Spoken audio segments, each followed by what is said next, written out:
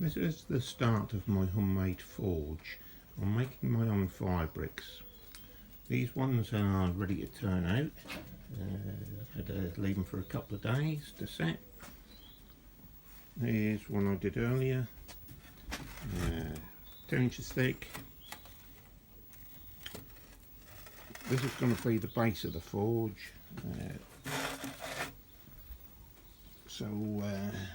That'll be hovering above the base one there, and these two are going to be the two sides.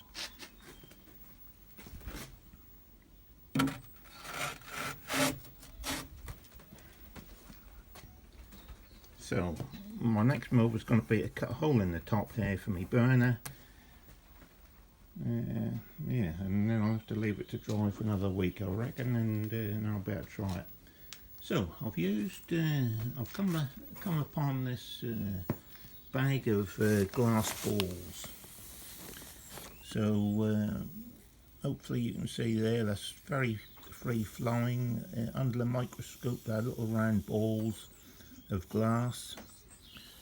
Glass melts at 1400 degrees C, which is higher than perlite and higher than vermiculite. So I'm quite hopeful that will withstand the temperature, and of course glass is a super insulator, so we shall see. There's one of the moulds. As you can see, it's nothing complicated, just a piece of thin angle, cut to the right size and just held down with weights while the stuff sets. So if this works, I'll add to this video and post it. I have successfully removed the blocks from the moulds, and there it is. Well pleased at the moment. The mix I used, by the way, was 3 parts glass balls, 1 part cement and 1 part soft sand.